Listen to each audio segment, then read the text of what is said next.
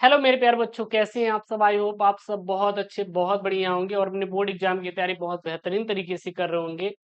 और यहाँ पर मैं लेकर आया हूँ सामाजिक विज्ञान का आपका मॉडल पेपर। और हमारा जो मॉडल पेपर है बेटा वो तैयार हो रहा है पूरा पूरा सॉल्व। और आपको पता होना चाहिए यूथ कंपटीशन टाइम्स, जी हाँ, यूथ कंपटीशन टाइम्स की तरफ से आप लोगों को इस प्रकार से जो बुक है वो सारी अवेलेबल करा रहे हैं हम लोग। चाहे आपका आपका सामाजिक विज्ञान हो, हिंदी हो, संस्कृत हो, गृह विज्ञान हो, मतलब सभी विषय जो भी आपके कक्षा 10वीं में हो सभी हम लोग ला रहे हैं। और आपको पता होना चाहिए हम लोग बेटा solved paper, unsolved paper, chapter wise question bank और वो चीज उपलब्ध करवा रहे हैं जो आप बेटा यूपी बोर्ड में आपके लिए इम्पोर्टेंट है। सो प्लीज आप जाइए, अपना जो क्वेश्चन बैंक है आईसीटी की तरफ से आने वाला उसको जरूर लें। देखिए यहाँ पे लिखा गया है ना, यहाँ पे क्या लिखा गया है बेटा, ध्यान देना यहाँ पे।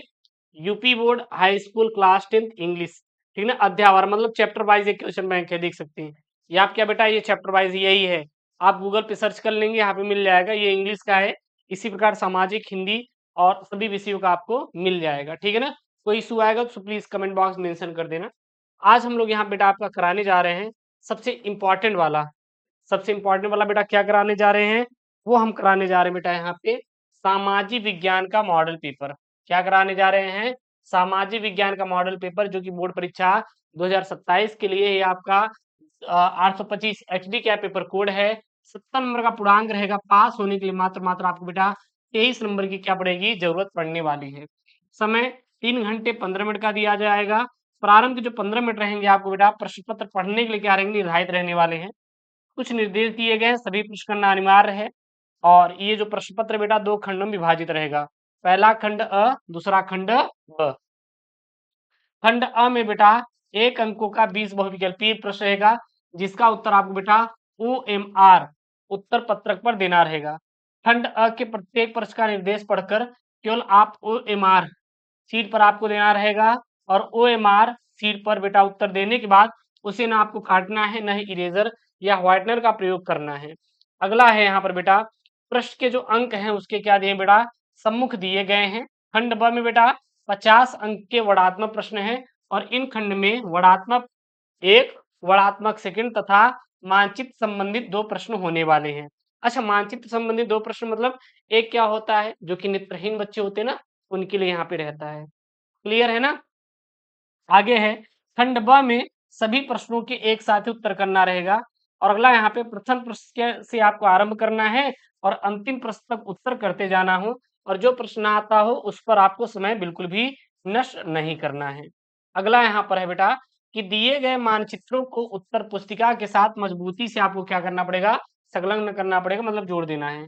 अगला है दृष्टिबाधित परीक्षार्थियों के लिए मानचित्र कार्य के स्थान पर 2 अलग प्रश्न 9A और 9B लिखने के लिए दिए गए हैं। देखिएगा जो दृष्टिबाधित होते बेटा वो तो अपना भर पाते नहीं, वो तो भर पाते नहीं। क्या नहीं भर पाते भैया, फिगर, चित्र। उनके लिए यहाँ पे अलग से 2 प्रश्न दे दिए गए हैं चित्र के, ठीक है ना। सबसे पहले बेटा यहाँ पे हम देखते हैं खंड अ रहने वाला है। क्या रहेगा, खंड अ वस्तुनिष्ठ रहेगा, यानी कि जो आपके यूपी बोर्ड एग्जाम में 20 बहुविकल्पीय प्रश्न आती हैं। आपको पता होगा सर 20 बहुविकल्पीय हमारे आते हैं। पहला यहाँ पे प्रश्न है, भारतीय राष्ट्रीय कांग्रेस की स्थापना कब हुई थी। और मैंने आपको बताया भी है कि भारतीय कांग्रेस की स्थापना जो हुई थी वो 1 नंबर का प्रश्न आया हुआ है। 20 बहुविकल्पी में आता है। थोड़ा सा और इसको जूम कर ले क्या, अब सही दिख रहा है जी, अब सही दिख रहा है। तो याद रखना भारतीय राष्ट्रीय कांग्रेस की जो स्थापना हुई थी 1885 में हुई थी।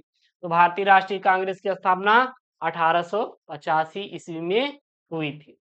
अगला प्रश्न है बेटा, क्या यहाँ पे दूसरा वाला देखिएगा कि फ्रांस की क्रांति कब हुई थी। बेटा जो फ्रांस की क्रांति है यह कब हुई थी, तो फ्रांस की क्रांति सन 1789 ईस्वी में हुई थी।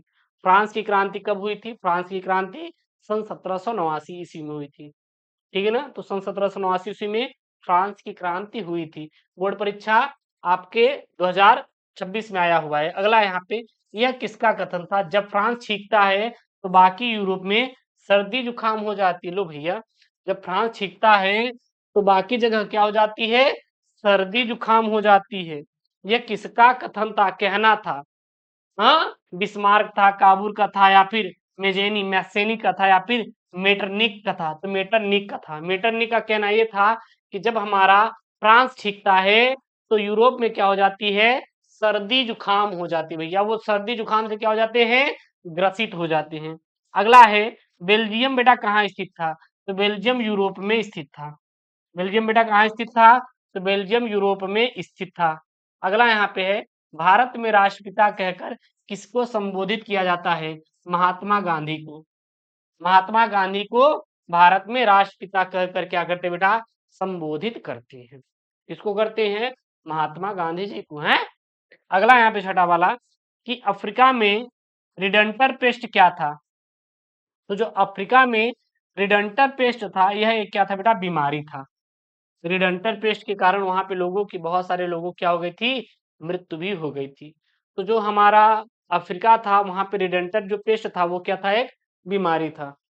क्या था बेटा, बीमारी था। क्लियर है ना। आगे देखेंगे, अगला और 7वां प्रश्न है, क्या है यहाँ पे, निम्नलिखित में से कौन सा संघ सूची का एक विषय होता है। अच्छा, संघ सूची का विषय क्या होता है, व्यापार नहीं होता, कृषि भी नहीं होती, रक्षा भी नहीं होता सर, शिक्षा होती है। तो संघ सूची का जो विषय होता है वो क्या होता है, एजुकेशन होता है। यह 1 नंबर का आपके बोर्ड में आया हुआ है। अगला है 8वां वाला बेटा, क्या है कि निम्नलिखित में से संघात्मक शासन कहाँ नहीं है बेटा, तो भारत में नहीं है, बेल्जियम में नहीं है और संयुक्त राज्य अमेरिका में नहीं है। बेटा ये तीनों में है, भारत में भी है, बेल्जियम में भी है, संयुक्त राज्य अमेरिका में भी है। श्रीलंका में बेटा संघात्मक शासन नहीं है, मतलब संघों का शासन नहीं है। कहाँ पे नहीं, श्रीलंका में नहीं है। अगला यहाँ पे है 9वां वाला प्रश्न, यदि हम लैंगिक भेदभाव की बात करते हैं तो उसका अर्थ क्या होता है। मतलब लैंगिक भेदभाव का जब अर्थ करते हैं तो बेटा उसका क्या होता है, लैंगिक का मतलब होता है 2 होते हैं, एक नर होते हैं, दूसरा मादा होते हैं। तो लड़कियों को लेकर या लड़कों को लेकर लैंगिक भेदभाव बोला जाता है। यानी कि यहाँ पे सीधा बोला जाएगा कि समाज में स्त्री एवं पुरुषों की असमान भूमिका लैंगिक भेदभाव कहलाता है। यानी किसी एक को क्या दिखाना, नीचा दिखाना, वो चाहे कोई महिला होगी या कोई पुरुष समाज होगा, किसी एक को क्या दिखाना, नीचा दिखाना हमारा क्या कहलाता है, लैंगिक भेदभाव कहलाता है। 10वां देखिएगा प्रश्न क्या है कि निम्नलिखित में से कौन सा संघात्मक शासन की विशेषता नहीं है। तो देखिएगा शक्तियों का जो विवरण होता है यह भी संघात्मक शासन का क्या होता है, एक विशेषता होती है। सर्वोच्च न्यायपालिका भी क्या होती है, संघात्मक शासन की एक विशेषता होती है। और कठोर संविधान भी क्या होता है बेटा, एक हमारा संघात्मक शासन की विशेषता होती है। लेकिन शक्तियों का केंद्रीकरण ये हमारा विशेषता नहीं होती। तो ये हमारा राइट ऑप्शन बेटा बी वाला हो जाएगा। कौन सा हो जाएगा, बी वाला हो जाएगा। अगला है 11 नंबर वाला, क्या है कि निम्नलिखित में से कौन सा परंपरागत संसाधन है। यानी कि परंपरागत संसाधन कौन सा है जो कि परंपरा से चली आ रही है। पहले पवन ऊर्जा था, मैं आपसे पूछता हूँ बेटा, पहले पवन ऊर्जा था, हाँ, अरे आज से कुछ साल पहले पवन ऊर्जा था भैया, तो विकास हुआ ही नहीं, तो पवन ऊर्जा कहाँ से आएगा। सौर ऊर्जा बाद में आया, ज्वारी ऊर्जा बाद में आया। प्राकृतिक ऊर्जा जो है बेटा परंपरागत है, जो परंपरा से चली आ रही है। हमारे पुरखे, हाँ, जो हुआ करते थे बाबा लोग हैं, बाबा के बाबा के बाबा, वो भी हमारे यूज करते थे। 12 नंबर वाला है कर्तन एवं दहन कृषि, जिसको हम लोग झूम कृषि कहते हैं। कर्तन और दहन कृषि को झूम कृषि कहते हैं, निम्नलिखित में से किस राज्य में अपनाई जाती है। तो झूम कृषि किस राज्य में अपनाई जाती है, तो याद रखना बेटा मिजोरम में अपनाई जाती है। कहाँ पर, मिजोरम में अपनाई जाती है। गन्ना सबसे ज्यादा होता है बेटा उत्तर प्रदेश में, प्रथम स्थान पे है। अगला यहाँ पे निम्नलिखित में से कौन सा राज्य तांबा का बेटा मुख्य उत्पादक होता है। मतलब यहाँ पे 4 है, मध्य प्रदेश है, तमिलनाडु है, उत्तर प्रदेश है, बेटा बिहार है। तो जो तांबा का बेटा मुख्य उत्पादन होता है बेटा, वो मध्य प्रदेश में होता है, बोले तो एमपी में होता है। अगला है 14 नंबर वाला कि निम्नलिखित में से कौन सा ऊर्जा का परंपरागत स्रोत है। मैंने आपको बताया भी बेटा, जो कोयला होता है ये क्या है, परंपरागत स्रोत है, मतलब कि ये शुरू से ही है, ये प्राकृतिक है, ये शुरू से ही है,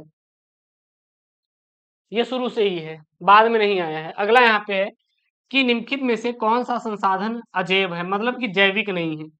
देखिए पशुधन हमारा जैव संसाधन है, जीव है, प्राकृतिक वनस्पति, ये भी हमारा क्या है, जीव है, क्योंकि बेटा पेड़ पौधे क्या है, जीव होते हैं। मत्स्य मतलब मछली होता है, क्या होता है, मछली होता है। मत्स्य भी हमारा क्या होता है, जैव संसाधन है। चट्टाने जो बेटा अजैव संसाधन है। यहाँ पे सी वाला क्या हो जाएगा, हमारा गलत हो जाएगा। अगला यहाँ पे 16 नंबर वाला क्या है, ध्यान देना कि निम्नलिखित में से कौन सा एक विकसित देश है बेटा। सबसे विकसित देश क्या है, भारत भी नहीं है, ब्राजील भी नहीं है, बांग्लादेश भी नहीं है। फ्रांस क्या बेटा, एक विकसित हमारा देश है। हमारे विकास कहाँ हो पाएगा, हमारे यहाँ तो बेटा जातिवाद है है कि नहीं, कि भैया तुम किस कास्ट से हो, पहले यही बता दो हैं? धर्म बेटा, ये हिंदू है, ये मुस्लिम है, ये सिख है, ये ईसाई है। मतलब यहाँ पे जातिवाद था, अपने भारत में विकास कहाँ हो पाएगा भाई। अगला 17 वाला, निम्नलिखित में से कौन सा व्यक्ति अर्थव्यवस्था की बेटा प्राथमिक क्षेत्र से संबंधित होता है, तो मछुआरा। जो मछुआरा होता है यह एक अर्थव्यवस्था से प्राथमिक क्षेत्र से संबंधित होता है। अगला यहाँ पे 18 नंबर वाला, निम्नलिखित में से कौन सा ग्रामीण क्षेत्र के विकास का लक्ष्य बेटा, हमारा वो है नियमित कार्य, बेहतर मजदूरी और उपज की उचित कीमत, यह सभी की सभी है।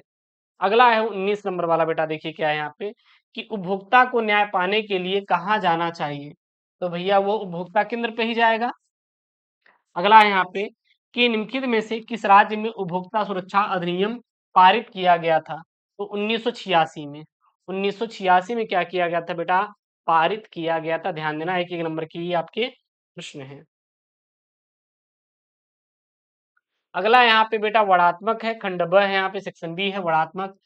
फर्स्ट है यहाँ पे 2 आएगा और 80 शब्द में उत्तर देना रहेगा। पहला प्रश्न है, भारत छोड़ो आंदोलन के प्रमुख कारणों का उल्लेख कीजिए।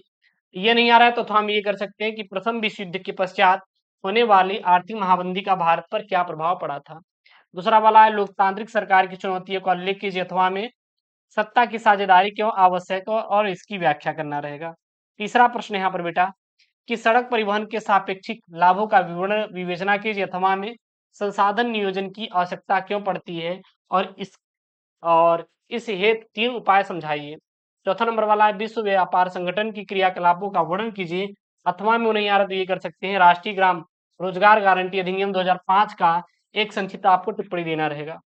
फिर वर्णात्मक आपको सेकंड प्रश्न रहेगा जो कि 150 शब्दों में आंसर देना रहेगा। क्या है यहाँ पे, यूरोप में राष्ट्रवाद के उदय में जर्मनी और इटली की एकीकरण का योगदान बताइए, अथवा में सबने अवज्ञा आंदोलन का क्या अर्थ है, इसे क्यों चलाया गया और इसका क्या प्रभाव पड़ा। छठा वाला है कि भारत की विधायिकाओं में महिलाओं की प्रतिनिधित्व का स्थिति क्या है, अथवा में नहीं आ रहा तो ये कर सकते हैं लोकतांत्रिक शासन व्यवस्था अन्य शासन व्यवस्थाओं से बेहतर है, कारण आपको स्पष्ट करना है। सात वाला है, मृदा संसाधन के महत्व का वर्णन कीजिए और किन्हीं 2 प्रकार की मृदाओं की क्या करना है बेटा, विशेषता का उल्लेख करना है, अथवा में अगर ये नहीं आ रहा तो ये कर सकते हैं कि चावल की खेती हेतु उपयुक्त भौगोलिक दशाओं की विवेचना कीजिए तथा भारत में किन्हीं 3 प्रमुख उत्पादन क्षेत्रों का उल्लेख करना रहेगा। फिर 8वां वाला प्रश्न है, यहाँ पे देखिएगा क्या है कि अर्थव्यवस्था के क्षेत्र से क्या तात्पर्य है, द्वितीय क्षेत्र की विशेषताओं की विवेचना कीजिए, अथवा में उपभोक्ता के अधिकारों से आप क्या समझते हैं, उपभोक्ता सुरक्षा अधिनियम 1986 की उपयोगिता की आपको विवेचना करना रहेगा। फिर यहाँ पे आएगा बेटा मानचित्र संबंधित प्रश्न। जी हाँ, कौन से बेटा, यहाँ पे मानचित्र संबंधित प्रश्न आएंगे और आप लोग परेशान मत होना, आप लोग ये मानचित्र संबंधित प्रश्न जो है बेटा कर लोगे, बाकी तो हम करवा भी देंगे। क्या है यहाँ पे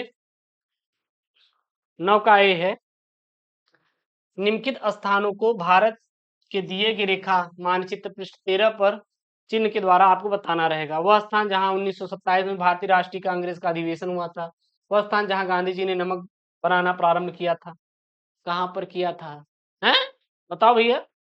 उत्तर प्रदेश का वह स्थान जहां से असहयोग आंदोलन शुरू हुआ था, वह स्थान जहां जलियांवाला बाग हत्याकांड हुआ था, वह स्थान जहां जलियांवाला बाग कांड हुआ था। एक वो है, एक ये है आपका भारत से संबंधित प्रश्न पत्र। दक्षिण भारत की नदी का चिन्ह नाम से लिखिए, महानदी पर एक बांध का चित्र बनाइए, उड़ीसा एक समुद्र पंतर बंदरगाह इस चित्र द्वारा दिखाइए, भारत के किसी एक परमाणु ऊर्जा केंद्र का आपको चित्र बनाना है, और फिर है असम की राजधानी, इस चित्र से आपको बेटा बताना रहेगा। और ये दृष्टिबाधित वालों के लिए है, ठीक है ना। तो ये रहा आपका बेटा यहाँ पे सामाजिक विज्ञान का जो बेटा मॉडल पेपर है।